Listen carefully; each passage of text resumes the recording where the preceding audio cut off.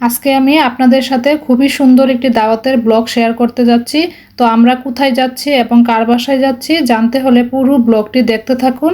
আশা করি আপনাদের ভালো লাগবে। আসসালামু আলাইকুম, কেমন আছেন সবাই? আশা করছি ভালো আছেন। তো welcome to my another new blog.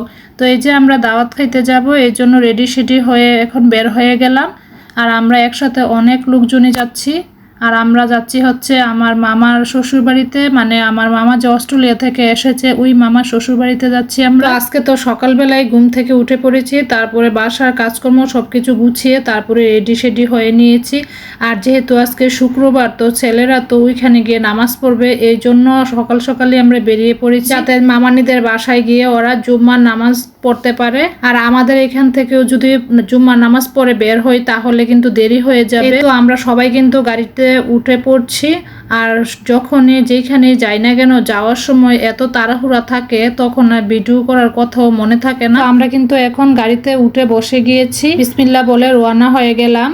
আর এত রাস্তা ফাঁকা ছিল আজকে, কি যে ভালো লাগছিল।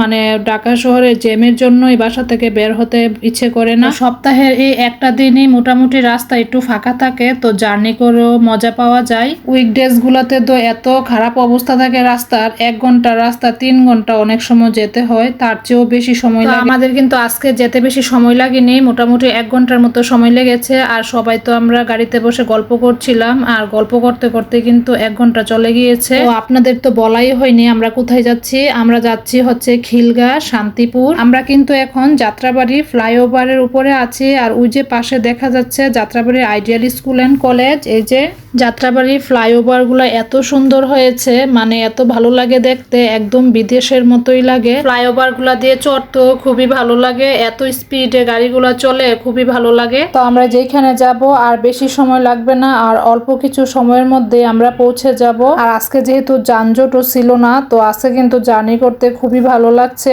অন্যদিন কিন্তু এতটা ভালো লাগতো না। তো এই যে আমরা কিন্তু ফ্লাইওভার পার হয়ে গিয়েছি। তো এখন হচ্ছে টুল প্লাজা চলে এসছে, তো এখানে টুল দেওয়া হবে। টুল দেওয়ার পরে একটু সামনে এসে দেখি যে রাস্তার পাশে লোকজন নামাজ পড়া শুরু করে দিয়েছে, মানে নামাজের সময় হয়ে গিয়েছে। আমাদের সাথে যারা ছেলে মানুষ ছিল ওরাও আমাদেরকে মামানিদের বাসায় নামিয়ে দিয়ে সাথে সাথে ওরা মসজিদে চলে যাবে। তো আমরা কিন্তু মামানিদের বাসার পাশে চলে এসেছি। তো সবাই কিন্তু গাড়ি থেকে এখন নেমে যাচ্ছে। আমার অবশ্য আরো আগেও মামানিদের বাসায় আসা হয়েছে, তবে মামানি যদি দেশে থাকতো তাহলে হয়তো আরো বেশি বেশি আসা হতো। তো মামানি তো অস্ট্রেলিয়াতে থাকে, তো এই জন্য এখন মামানি নাই বলে এত একটা আশা হয় না। আর মামানিদের বাসা বলতে আমি মামানির বাবার বাসাকেই বুঝাচ্ছি। তো আমরা কিন্তু চলে এসেছি। তো এখন কিন্তু মামানিদের বাসা গেট দিয়ে ভিতরে ঢুকে যাচ্ছি। আমরা গেটে দাঁড়িয়ে আছি, তো একজন গেট খুলে দিয়েছে। তো এখন আমরা ভিতরে ঢুকে যাচ্ছি। আর যেহেতু মামানিদের বাসাটা এখনো কমপ্লিট করা হয়নি, তো এই জন্য নিচতলা একটু অন্ধকার আছে। তো এই যে আমরা উপরে চলে এসেছি, আর একজন করে সবাই কিন্তু বাসার ভিতরে ঢুকে যাচ্ছে। মামানির কাছ থেকে একটু অনুমতি নিয়ে মামানিদের বাসা পুরোটাই একটু ভিডিও করে নিলাম আপনাদের সাথে শেয়ার করব বলে।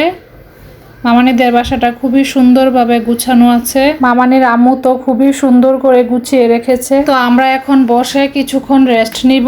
তো ছেলেরা তো মসজিদে চলে গিয়েছে নামাজ পড়ার জন্য, তো ওরা আসলেই খাওয়া দাওয়া শুরু করে দিবে। তো এই যে ওরা কিন্তু চলে এসেছে মসজিদ থেকে, এদিকে কিন্তু খাওয়া দাওয়া শুরু হয়ে গিয়েছে। তো যেহেতু লোকজন বেশি, ডাইনিং টেবিলে তো সবাই বসে খেতে গেলে অনেক সময়ের দরকার, দুপুর টাইমও হয়ে গিয়েছে। তো এই জন্য বিভিন্ন রুমেও বসিয়ে দেওয়া হয়েছে, আবার টেবিলেও বসিয়ে দেওয়া হয়েছে। তো এখন আমরা টেবিলে বসে গিয়েছি খাওয়া দাওয়া করার জন্য। আমি, আমার যাও আছে, তারপরে আমার মামি শাশুড়িও আছে। তো এদিকে আমার মামানি সবাইকে খাবার সার্ভ করে দিচ্ছিল। তো মামানিকে বলছিলাম আপনিও আমাদের সাথে বসে পড়েন। আর মামানি এত অল্প দিনের জন্য এসেছে না, মানে দেখতে দেখতেই মনে হচ্ছে যে 1 মাস চলে গিয়েছে। আর এই যে এখন কিন্তু খাওয়া দাওয়ার পরে মামানির মা আমাদেরকে নাস্তাও দিয়ে দিয়েছে বিকেলবেলা। তো আমরা খেয়ে নিচ্ছিলাম। তো আমরা তো একটু পরে বেরিয়ে পড়বো বাসার উদ্দেশ্যে। তো এই যে বেরিয়ে পড়েছি কিন্তু আমরা নাস্তা করে, আর বেশি দেরি করিনি। তো আমরা চলে আসতেছি বাসায়। আমার তো ফ্লাইওভারের উপরে উঠলে বরাবরই ভালো লাগে, এই জন্য একটু ভিডিও করে নিচ্ছিলাম। আর সন্ধ্যাও হয়ে যাচ্ছে, তো এখন আর ভিডিও করব না, বাহিরে অন্ধকার হয়ে যাচ্ছে। তো এই যে বাসায় চলে এসেছি।